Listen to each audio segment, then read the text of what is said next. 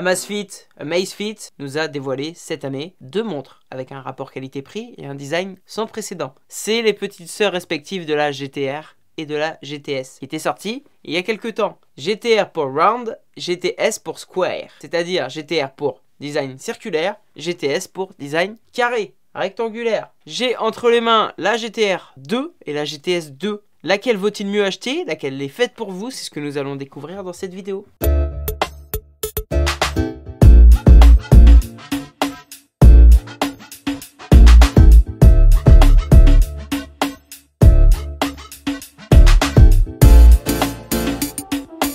Bienvenue les amis dans Panacotech, je suis Mehdi et comme d'habitude nous allons comparer la crème du high-tech. Aujourd'hui petit comparatif Amazfit. On va comparer la GTS 2 et la GTR 2. On est toujours en attente de mon test de la GTS 2 qui va arriver dans quelques jours. C'est pour vous faire patienter. Je vous ai aussi prévu des petits comparatifs entre la GTS 2 et d'autres montres à design un petit peu rectangulaire dans la même ou tranche de prix ou... Enfin voilà, je garde le secret, ça va arriver très prochainement. Cloche de notification, voici le sommaire. Si vous ne connaissez pas la chaîne, je teste et je compare des produits high-tech, notamment des montres connectées. J'organise tous les mois un concours pour gagner un produit tech. Donc abonne-toi et mets la cloche de notification.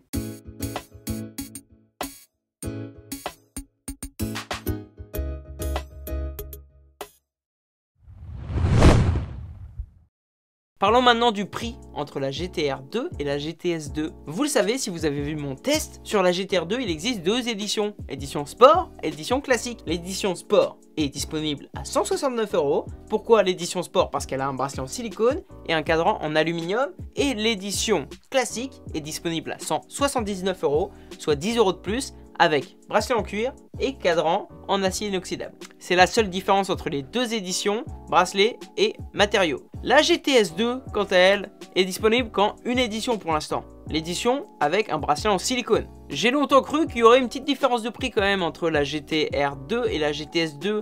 La GTS 2, je la voyais bien à 159 €, 10 € de moins encore. Mais non, elle est disponible à 169 € aussi. Elle a donc le même tarif, le même prix que la GTR 2 édition sport. Même tarif ne veut pas dire même caractéristique.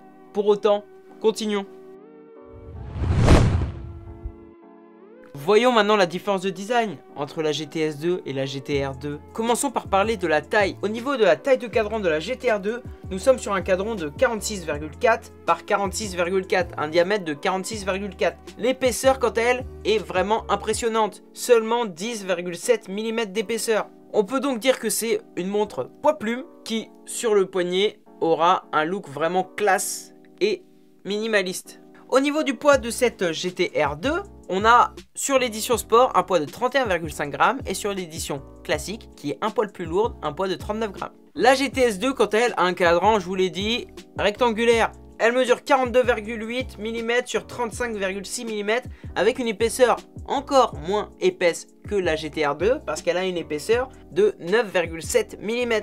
On a donc 1 mm de moins d'épaisseur. Côte à côte, on aperçoit vraiment très légèrement qu'elle est un petit peu moins épaisse. Par contre, niveau poids, on sent quand même la différence. La GTS 2 pèse seulement 24,7 grammes. C'est vraiment une montre poids plume. Concernant les matériaux de la GTR 2, on l'a évoqué, sur l'édition sport, cadran en alu, arrière en plastique, bracelet en silicone. Version classique, je le rappelle, bracelet en cuir, cadran en acier inoxydable. À ça s'ajoute un verre trempé Corning Gorilla 3e génération avec un revêtement anti-empreinte digitale. Le verre, la protection a été vraiment mis en avant par Wami lors de la conférence, par Amazfit, parce que on a une résistance presque proche du saphir. L'écran est résistant à 9H, c'est-à-dire que théoriquement on peut seulement le rayer avec du diamant. Ça, c'est vraiment top. Pour ce qui est des matériaux de la GTS 2, on retrouve les mêmes matériaux que sur la GTR 2 édition sport, c'est-à-dire boîtier en alu et bracelet en silicone. Concernant le verre de la GTS 2, on est aussi sur un verre trempé Corning Gorilla 3e génération, revêtement anti-empreinte et surtout la résistance 9H. On est très semblable. La différence du coup va se faire au niveau de l'écran. Parce que, vous le savez, un écran rond ne fait pas forcément la même taille qu'un écran carré. La Amazfit GTR 2 a vraiment un superbe écran. On est sur un écran AMOLED de 1,39 pouces avec une résolution de 454 par 454 pixels, soit 326 ppi. La visibilité sera au maximal, que ce soit chez nous ou en plein jour, en plein soleil. sur la GTS 2. On a un écran de 1,65 pouces. C'est dur à croire que sur le papier cet écran est plus grand que celui-ci, mais c'est parce qu'il n'est pas mesuré pareil qu'un écran rond. Car oui, si on superpose les deux écrans, on voit bien que cet écran, celui de la GTR 2, est plus grand. C'est un écran AMOLED aussi, la même technologie, la même qualité au niveau de la luminosité, du contraste de couleurs et de l'intensité des couleurs, avec une résolution de 348 par 442 pixels, soit 341 ppi. On a donc un meilleur ratio pixels sur la GTS 2.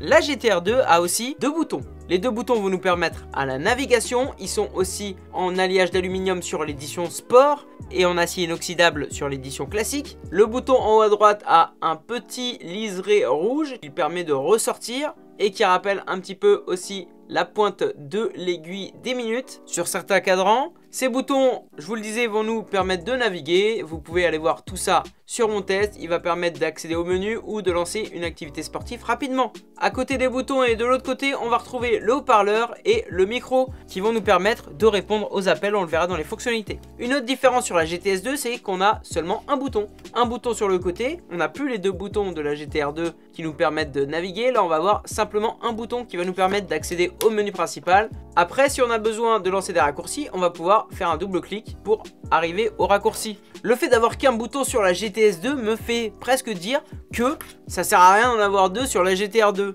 Mais bon, ça donne un design un peu plus Apple Watch, un peu plus minimaliste, encore plus petit, plus compact. On retrouve aussi sur la GTS 2 le haut-parleur et le micro. Concernant l'arrière de la GTR 2, on a un cardio-fréquence-mètre, 4 diodes, le port pour recharger et un capteur de SPO2. L'arrière est assez classique, assez design, assez soft, assez minimaliste. À l'arrière de la GTS 2, on a aussi une différence au niveau des matériaux. On est sur un arrière type céramique qui fait beaucoup plus classe qu'un arrière type plastique. Par contre, il marque plus. Du coup, on verra plus des empreintes ou un peu de salissure. On retrouve la même technologie de cardio-fréquence-mètre avec le cardio-fréquence-mètre continu et surtout le capteur de SPO2.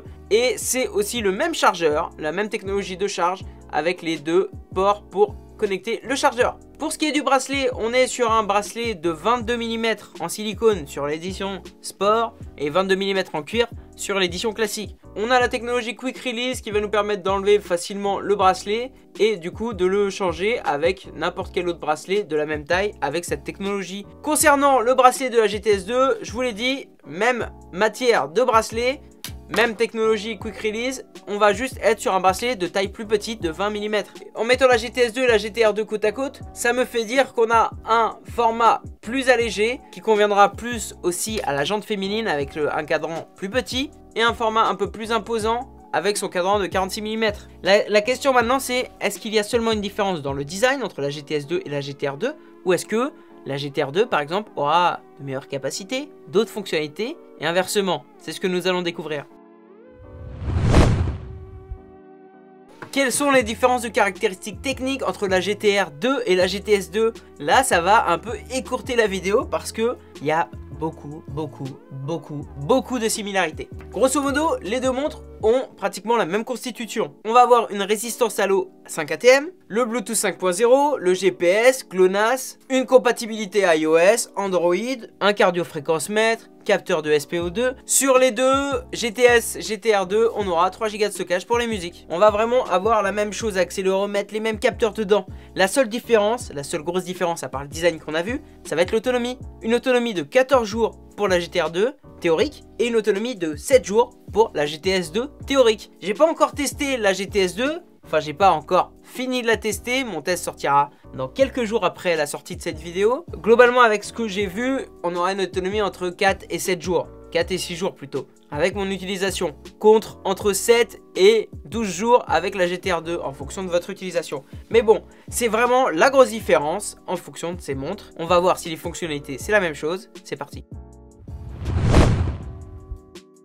Les fonctionnalités, c'est la même chose. Vous allez pouvoir faire les mêmes choses. Répondre aux appels, pas la possibilité de répondre aux SMS, je le rappelle. Les notifications, suivi d'activités sportives, du quotidien de santé, suivi du sommeil, suivi de sieste, suivi de stress, mesure de la SPO2. Voilà, tout ce que je vous ai présenté dans mon test de la GTR 2, vous allez pouvoir le faire sur la GTS 2. C'est aussi simple que ça. C'est surtout la carrosserie qui a changé. Vous allez avoir le même moteur, pas la même batterie, mais les mêmes engrenages. La question de la précision aussi au niveau du suivi sportif, du cardio-fréquence-mètre se pose. Ça, vous en saurez plus pendant mon test qui arrive au niveau de la GTS 2, histoire de vous laisser un peu de suspense. Mais globalement, si vous devez choisir entre les deux montres, ça va être assez simple et je vais vous l'expliquer. Laquelle faut-il acheter? Ça va être vraiment simple pour moi. C'est le design. Est-ce que vous voulez une montre rectangulaire? Est-ce que vous voulez une montre circulaire? Est-ce que vous avez un petit poignet ou un gros poignet? Est-ce que du 46 mm c'est un peu trop gros pour vous? Est-ce qu'une montre rectangulaire comme ça qui passe plus inaperçue, ça vous la préférez? Est-ce que vous êtes plus style Apple Watch ou style Galaxy Watch? C'est à vous de voir. Choisissez vraiment par rapport au design. Pour moi, ça va être le nerf de la guerre pour le choix entre ces deux montres. Une un peu plus passe-partout, plus discrète, mais rectangulaire. Ou une discrète aussi, hein, classe, mais un petit peu plus imposante et circulaire. Si vraiment vous hésitez entre les deux et vous aimez bien les deux designs, bah allez sur celle qui a le plus d'autonomie. Allez sur la GTR 2, sinon allez sur la GTS 2. Merci d'avoir regardé cette vidéo, j'espère que ça vous a plu, savoir qu'il n'y avait pas trop de différence, mais surtout de les comparer au niveau du design. Lâchez un pouce bleu si oui. En attendant la prochaine vidéo, on fait quoi? On vit à fond, on vit high tech, on tac active la petite cloche de notification, s'abonne. Merci et à bientôt sur ma chaîne.